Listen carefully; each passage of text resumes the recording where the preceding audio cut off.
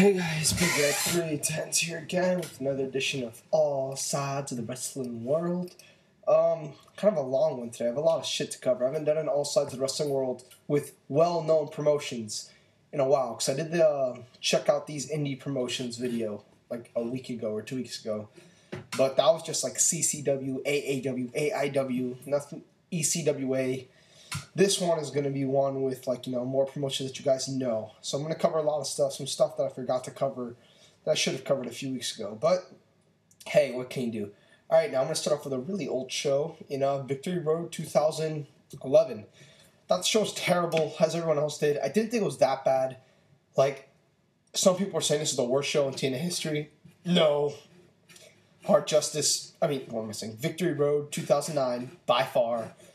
And you still have some other shitty shows before then, like freaking, I haven't seen this full show, but I've heard it's horrendous. Destination X 2010, Hard Justice 07, which Hard Justice 2007 actually made me quit TNA for like 3 months. So, yeah. Against All Odds 2009, Destination X 2009. I've seen Destination X 2010. So yeah, they've had some shitty shows. This one was bad, but it wasn't that bad. There are 3 good matches on here, in my opinion. But the rest of the show, I just thought really sucked. Now let's get started, though, with some good. Actually, I shouldn't say the rest of the show. In fact, in my opinion, there was just as many good matches in the show as bad because of the opener. I don't consider the opener a good match. Bully Ray and Tommy Dreamer. I thought it was an okay match. It was exactly what you expect. It was just a garbage brawl like most Tommy Dreamer matches usually are these days. Except the fans weren't all that into it. They were kind of into it, but the spots made no sense. But I like this because I love the finish. I thought the finish was awesome, and it really furthered the feud along well. You see, I've loved this feud. Their matches haven't been that good, but I thought everything has made sense. All the build has been great. Like, Next Big Thing one time told me, I asked him, yo, what were the best years of ECW in your opinion? And he said, well, in 1995, 96, the wrestling wasn't, the storylines were amazing. The characters were amazing. The storylines were great. The wrestling was just terrible. But, there was some really bad stuff. But everything was just worked so well. And this feud kind of reminds me like that. The matches haven't really been very good. But the build behind everything's been great. Everything's made sense. I've enjoyed everything about this feud. Everything. From their turn, from when they turned the day after Turning Point to now. I just think everything's been working really well. So yeah, I really enjoyed the feud. So I thought it furthered along the feud just fine. Of course, now the feud got thrown away because of fucking Jeff Hardy, but I'll get to that later. Angelina Love and Winter versus Sarita and Rosita. See, this was bad, but I think it was that bad. It wasn't that botchy. It wasn't that short. Technically, yes, there were some accidental double team fuck-ups. But to me, even if it was a fuck-up, it wasn't that noticeable, and it didn't really affect the match. It made it look fine. There was a spot where Sarita puts Rosita she has Rosita sit on Sarita's shoulders, and Sarita throws her in the air to land on Angelina, and Angelina rolls out of the way, and Rosita falls down, and Rosita just hits the mat. And some of the journalists were saying, oh, well, that was clearly a botch and mistiming. I'm like, that didn't look like a botch to me. And like I said, even if it was, it didn't change the aesthetic of the match. They missed. She went to go hit the babyface, and the babyface moved out of the way. It didn't really affect the match that bad. So I think people are kind of overreacting to this match. I didn't think it was that bad. Don't get me wrong, it was shitty, but it wasn't horrendous. I've seen much worse TNA women's matches. Hernandez and Matt Morgan, I thought this match was horrible. I hated it. I hated the ending. Worst ending I've seen in many, many, many years, and that says something, folks. It just made no sense and no levels. I don't want to talk about that match. The Ultimate X match I thought was actually a good match. Now, I do agree with Dave and Brian that it was the worst Ultimate X match in a while. I just thought it was I know a lot of people really liked the match, but for me, I don't know. I didn't think it was that great, and I really fucking hated the ladder. I really hated the ladder spot. I took off a quarter through a half, because I was deciding on this match between 3 1/4 and 3 1/2. But that ladder thing at the end I thought was just so stupid, where Robbie E brings a ladder and tries to climb the ladder. They've many times in the past, when someone brings in the ladder, they have to do it when the referee's down, because ladders are illegal in Ultimate X matches. And this one was just no big deal, bring that ladder in all you want. That just really bothered me. Because there have been so many Ultimate X matches where the ref is down and the heel brings in a ladder. Like, it's been a part of TNA's history. I can name like 3 matches, 4 matches, 5 off the top of my head. And then they just do it here like it's no big deal. That really bothered me. I'm sorry. And I didn't like the Max Buck, Jeremy Buck feud. I mean, I know they broke up, but I just thought the premise for it was really dumb. Like, there's several points in the match where Max Bucks could have just fucking won the title, but he had to wait for Jeremy to help him win. See, I didn't like that. That made Max look stupid. So, yeah, there's just parts I didn't like about the match. It was a very fun match. I just had to take off a few points. So 3 stars for that. Beer Money Inc. your basic Beer Money match. Good, fun, short. I enjoyed it. 3. AJ Styles, Matt Hardy. Matt Hardy's best match in a while. It was really good, actually. You know, it was just fun. Matt Hardy looked in good shape. They told a good story. AJ got a good win. So, yeah, I really enjoyed the match. 3 1/4. So, yeah, by this point, there were 2 shitty matches, 3 good matches, and a match that furthered along a feud very well and put a good taste in my mouth. So I was kind of happy with this pay-per-view. But then we got the double main event. Mr. Anderson and RVD was terrible. Just terrible. There was a lot of mistiming and miscommunication. And they just didn't do anything. Like, Anderson fucking works over RVD's arm for 95% of the match. RVD does like a 30-second comeback. Then the finish happens, which was a horrible finish. So, yeah, there's not many points to give this match. 1.25 there. I hated that match. And then we got Sting, Jeff Hardy. We all know the story right now. I don't need to get into it. That was very unprofessional what Jeff Hardy did. I've always defended the guy. You know, he actually was, and I think probably still is, my brother's favorite wrestler. When we got into wrestling, my favorite wrestler was The Undertaker. His favorite wrestler was Jeff Hardy. And it stayed that way for a while. And I was even a Jeff Hardy fan. Like, if you guys remember my top 10 markout moments video, Jeff Hardy winning the title was on that list because I just thought the way they did it and the way it came off and how we had been waiting so long for him to win the title, that it just came off really well, and I really enjoyed it. I marked out when that happened. So I used to be a fan of this guy, but this guy is just... he's not learning. And TNA isn't learning either. So, yeah, just not good. So, yeah, I'd give the show a 4.5. Like I said, there was 3 good matches and a match that put a good taste in my mouth. So that's 4 good things and 4 bad things. But the bad was bad. And the double main event sucked. Like, if the first 4 matches were the matches below 1.5 stars, as I have listed, and the last 4 were the 2-star, 3 1/4 star match, then I'd probably give the show like a 5.5. But the way it's structured, 4.5. And like I said, the main event is atrocious. But there's a lot of good on the show, so I can't like totally shit on it. 4.5 out of 10, I feel it's a fair rating. All right, next we got one of the most... I'm not going to say one of the most, just an overrated show in my opinion. United We Stand 2011. The show was good, I guess, but I don't know. I didn't enjoy it that much. I just didn't have a lot of fun with it in my... You know, while there's a great match and 2 other really good matches, and there's 2 shitty matches. Well, not 2. The first one, the opener isn't bad. I just thought it was kind of a waste of time. Why are you going to let guys like Air Fox and Cheech Hernandez showcase themselves if you're not going to give them time? The Akira Tozawa BB Hulk match was awesome. Jon Moxley Homicide fucking sucked. You know, I actually thought the actual match wasn't that bad. I gave the actual match like 2.5, 2 1/4. But I thought the finish was so horrible. So horrible of Homicide just letting Moxley pin him because he didn't care about the win. If you didn't care about the win, why didn't you just win? And why were you going for near falls throughout the entire match?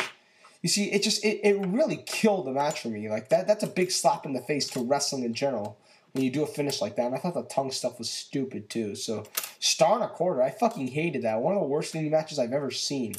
Ever. I just thought the way it came off was terrible. So that really pissed me off. Like I said, a great Akira Tozawa match. A really good Warriors 6-man. You know, it was fun, but it was the type of match you forget about in a few minutes. A good main event, but it could have been a better main event. I don't know. I liked a lot of the matches these guys had in the tournament. I thought the Ronin, Ricochet, and Naruki match on the New York show was a great match. I thought the Ronin, CIMA and Dragon Kid match was a great match. I thought the Ricochet and Naruki Doi versus Yoshino and Pac match was great. Like, pretty much all 4 of the 4 matches that were in this tournament, 3 of them I gave 4 stars. And, no, 2 I gave 4 stars, 1 I gave 4 1/4, and 1 I gave 3 3/4. So, yeah, they had a lot of good matches, and this was by far the worst match of the entire tournament, which I don't even know why. These guys didn't work well. I know what it was. I just didn't come off that well to me. So yeah, definitely 3.5. And I give the whole show a 7.75, 7.5. Yeah, there was a great match, and there was 2 other good matches, but there was kind of a pointless opener and an absolutely horrible Jon Moxley Homicide match. So, like I said, I'm not going to give this show like an 8.5 or an 8.75 or a 9, as one person did.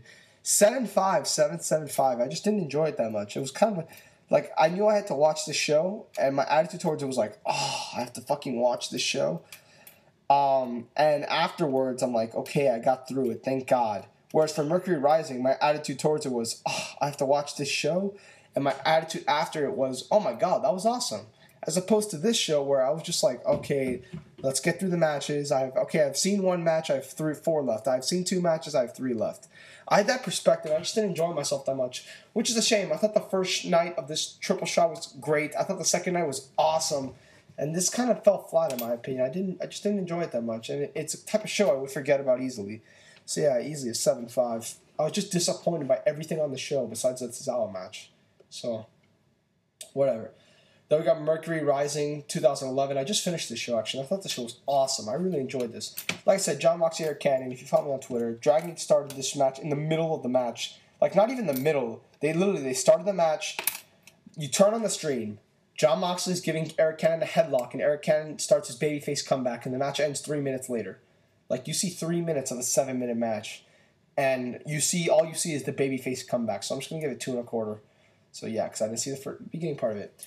The 6-way elimination I thought was a lot of fun. Like, one of the funnest matches I've ever seen in any promotion in a long, long time. And it's not just because Stalker Ichikawa, who was hilarious. But, like, A.R. Fox was great. John Davis looked really good. Jimmy Jacobs looked really good. Everything about this match was just so much fun. I completely agree with True Slayer that that elimination style is so much more fun. And this was just really, really, really enjoyable. I thoroughly enjoyed this match. I almost gave it 3 3/4, actually. I just had a lot of fun with it. Definitely a big part of the show. Masato Yoshino, Sami Callihan. I heard bad things about this match live, but it came off well on DVD or pay-per-view, I guess. I don't know. I just found it to be a lot of fun. I like Sami Callihan's offense, and I like the way Masato Yoshino made his babyface comeback. So yeah, it was short, and I liked it. I gave it 3 stars. I enjoyed it. Then we got Pac versus Tozawa. This was a great match. I originally gave it 3 3/4, but I bumped it up because the crowd was just going insane towards the end. And it was just a lot of fun, too. Tozawa was a lot of fun to watch here. Pac looked really good. So yeah, everything about this match was just a big thumbs up. Then we got YAMATO and Austin Aries. Another great match. Great match. One of the better matches of the year. Match of the night. I really enjoyed this. Austin Aries, his offense is really, really good. And he can still go, like, how do I say this? His matches with the foreign talent are significantly better than everybody else's matches with the foreign talent. Like, no offense to Gargano, Rich Swann, Jimmy Jacobs, but Austin Aries can have much better matches with Dragon Gate guys than they can. And I know what you're saying. Oh, that's a bad argument because Austin Aries can have better matches than anybody than these guys can. Not in my opinion. I think some of these shorter, younger, faster indie guys like a Rich Swann, like a Chuck Taylor, I think that these guys, they work better with each other than Austin Aries works with them. However, when it comes to the foreign talent, Austin Aries, I mean, he's untouchable. And I'll talk about that when I get to my Evolve show, what I think about that. But yeah, this was just a great match, so I'm not going to complain anymore. I did not like the Brainbuster 450 in the beginning. I know some people liked it, some people didn't. But like I agree with, like, I forgot who said it.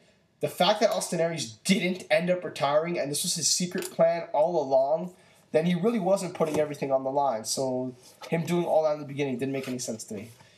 And the main event, by far the worst traditional Dragon Gate match I've ever seen on WrestleMania weekend. The 2006, 2007, 2008, and 2010 match were all better than this match. It was still a great match, and I love Gargano, Taylor, and Rich Swann, but I do agree with True Slayer. It really should be 6 Dragon Gate guys. And I like Ricochet, but it should be 6 Dragon Gate guys. And these guys are good, don't get me wrong. But, like, the Dragon Gate guys just makes it feel more special. Having it with the 3 American guys, it's like, this could be a standard pay-per-view main event. This does not feel like the WrestleMania Dragon Gate 6-man. But, like I said, maybe I shouldn't complain too much. It was still a great match. And yeah, an awesome show. 3 awesome matches, a good match, a really, really fun match. And a match that, I only saw 3 minutes of, so I can't really rate. Oh, I forgot. The Good Weird segment. The Danny Steele and Trey Cincinnati Saints.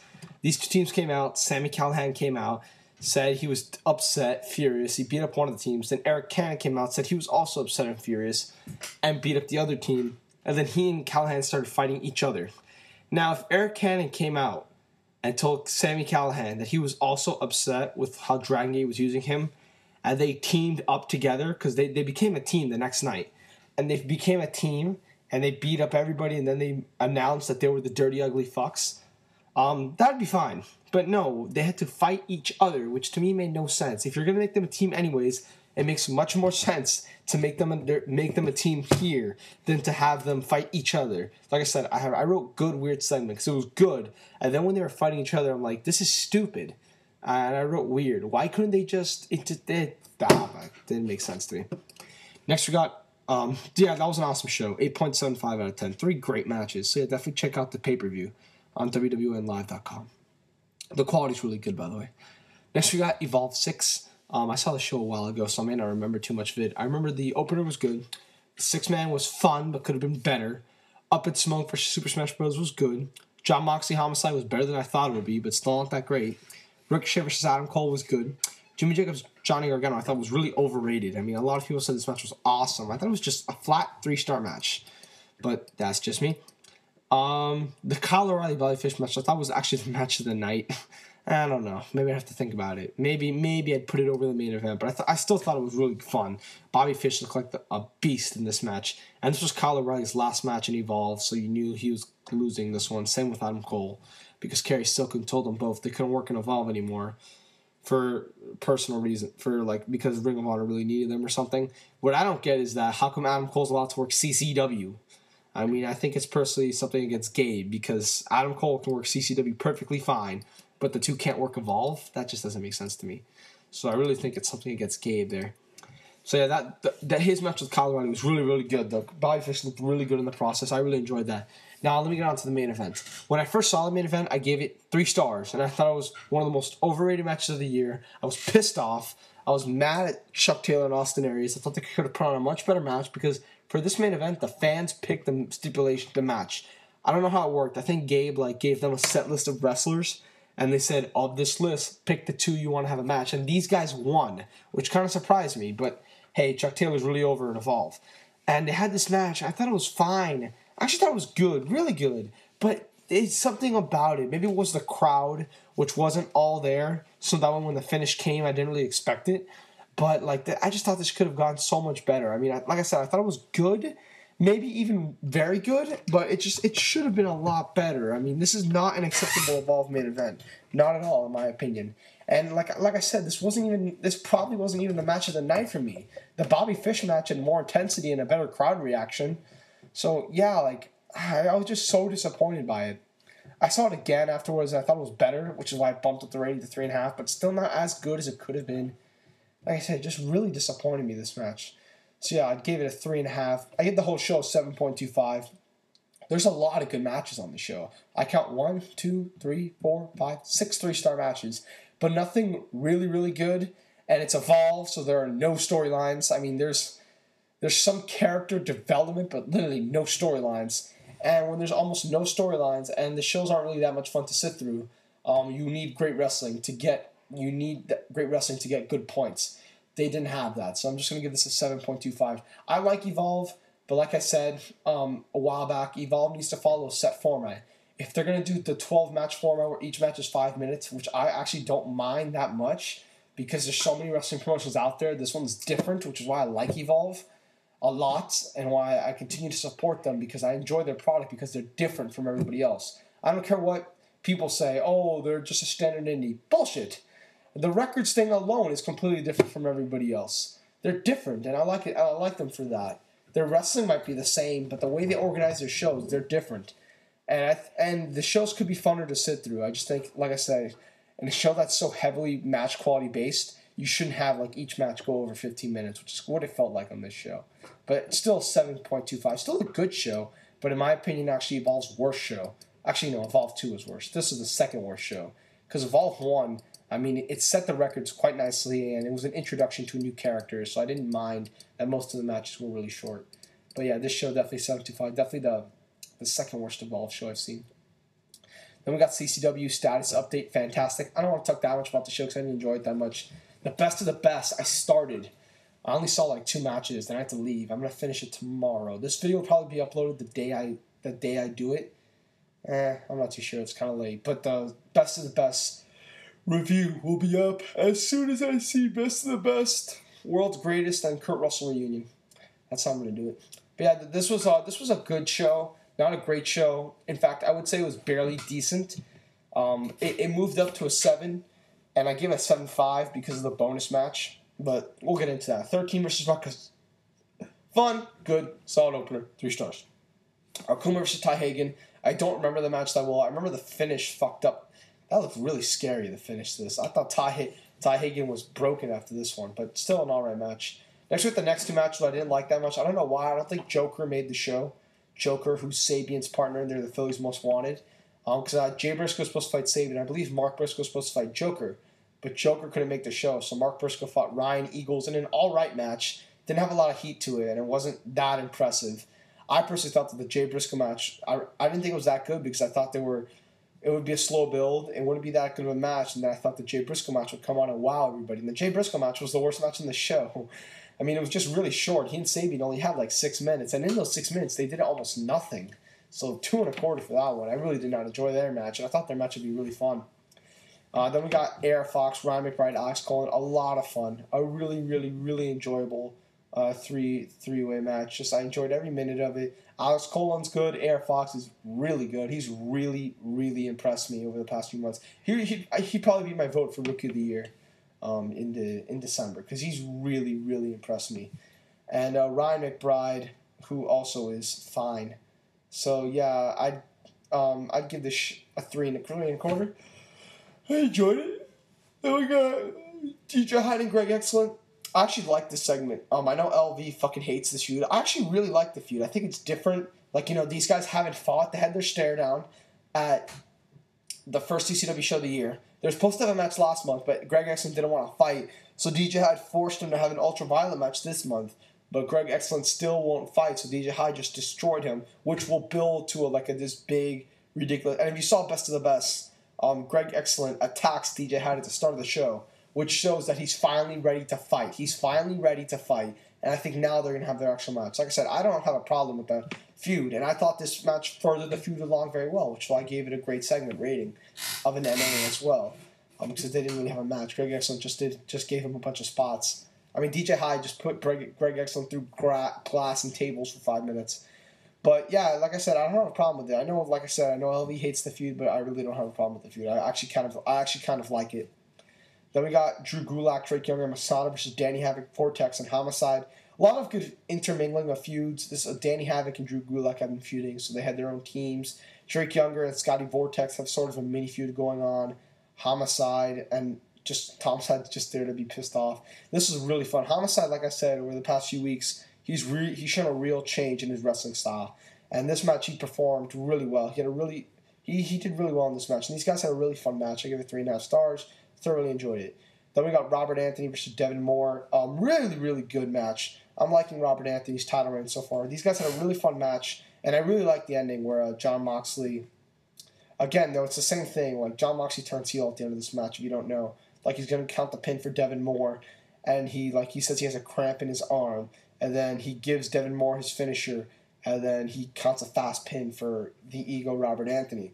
The only thing I don't like about special referee starting heel if you're gonna do it by kayfabe logic, wouldn't you have done it at the start of the match? Like you ring the bell, then you give Devin Moore your finisher, and then you count a fast pin when Robert Anthony pins him. Like to me, it doesn't make sense if you're playing babyface throughout the entire match because, well, what if you accidentally help Devin Moore win? But that was my only thing. But I did like that. I did actually like how he turned heel. Like I'm just saying, from a kayfabe standpoint, it doesn't make much sense. Still a really good match, 3 3/4. And after the match, they announced the Devin Moore and Briscoes match. Devin Moore and Briscoes versus Robert Anthony and Philly's Most Wanted at Best of the Best. All the titles on the line. So yeah, like I said, great stuff. Really enjoyed it. Gave it 3 3/4. All right, then we got a bonus match: Masada versus Ryuji Ito, no rope barbed wire. These guys had a great match, just barbaric stuff. They used fire and cinder blocks, and these guys didn't really even beat each other up that much. I mean, yes, they used fire and cinder blocks, but it wasn't like they were like cutting someone open so bad that you could see their muscle, like Terry Funk, like what happened to Terry Funk a few years ago. It wasn't that bad, but this was still just a lot of fun. Just a total blood, not even blood, like just weapons, destruction. I just really enjoyed it. I gave it 4 stars, and it bumped the show to a 7.5. Originally I gave the show 7, but I thought the 4-star match, because when you buy this DVD, you get a 4-star match with it. That bumps up the show for me, and it's a big part of it. Like if you torrent it, you have to see the main event. Like the main event is a part of the torrent. It's not like in other shows where the bonus matches are not a part of the main DVD. And yeah, they put it on the show for good reason, so it would help the show. And great call in my opinion. And it was a great match, and it bumped the show to a 7.5 for me because it's really interesting seeing Americans have death matches with Big Japan guys. So yeah, then we got Wrestling Road Diaries. This documentary is amazing. This might be the best wrestling documentary I've ever seen, and I've seen Wrestling with the Shadows, which I thought was great, but kind of overrated. This documentary was awesome. Basically, Bryan Danielson, Colt Cabana, and Sal Renato go to various indie shows. You guys probably know the story by now. They go to various indies promotion, and Bryan Danielson's last week as an indie wrestler. And there's also the backstory of Bryan Danielson's drug test with the WWE. Just great, awesome stuff. Very compelling DVD. I saw it in 2 sittings. I would have seen it in 1, but it was just too long. Like I started it like at 12 o'clock, and it was like 1:50, and I realized, okay, I kind of have to go to bed. I can't stay up all night watching this. But I also I paid $25 and I watched the disc with the deleted scenes, which I think is definitely a must buy. I think it adds a lot. They're just like short 1-minute funny things that happen along the way that couldn't make the main feature. And yeah, I thought this was an awesome, amazing documentary. My only gripe with it was, I agree with Vinny when he was reviewing the show. Sal Renato kind of just goes away at the end. Like they don't even say like you almost don't see him at all in the last 20 minutes of the whole thing. He kind of, like, in Glory by Honor 8, you see a lot of Danielson and Cabana, and Sal Renato's nowhere to be found. He's still great. Like, he's there, like, as a sidekick. Like, he's a lot of fun. Like, he doesn't even wrestle on most of these shows. Like, Cabana has a match on every show. Danielson has a match on every show. Sal Renato has a match, like, on every other show. He had a match, like, for the Ring of Honor and HD Net tapings, for the AIW show, and for the CTWE show. But for the Chikara show, and for the last 3 Ring of Honor shows, he didn't really have any matches. He still adds a lot because, like, the first half of this, it's just there's a point where they're not wrestling on any shows, and they just spend 2 days just kind of walking around various cities, and that part to me is really enjoyable. That part to me is one of the best parts of the whole thing. Like, it's just so much fun. This is the type of DVD I would watch over and over and over again because I thoroughly enjoyed it. And like I said, the deleted scenes add a lot. Just like a lot of really funny stories that are just thrown in at the end. Just like I said, I enjoyed it so much. It gave a nice insight to the indie wrestling business. Everything about this was just awesome. I've never had so much fun ever in my life watching a wrestling DVD. That says a lot because I just enjoyed it this much. Like I said, possibly the best documentary I've ever seen. I've already decided that it's the best wrestling documentary I've ever seen, but possibly the best documentary period. Because it's just I've never been so entertained throughout a DVD. Like, it's just so much fun. Yeah, maybe a little long, but to me, I enjoyed every step of it. So, definitely give it an amazing rating. Definitely go pick it up. Get the bonus disc. Pay the extra $5. It's worth it. So, that was awesome. CZW was good. Evolve was good. Dragon Gate Mercury Rising was awesome. United We Stand was good. Total disappointing. Victory Road was horrible, as usual. And yeah, my next video I'll review Best of the Best, World's Greatest, and Kurt Roast Reunion 2. So that's it for me. I'm Big Air 310. I kept this video under 30 minutes. You're welcome, and I'm out.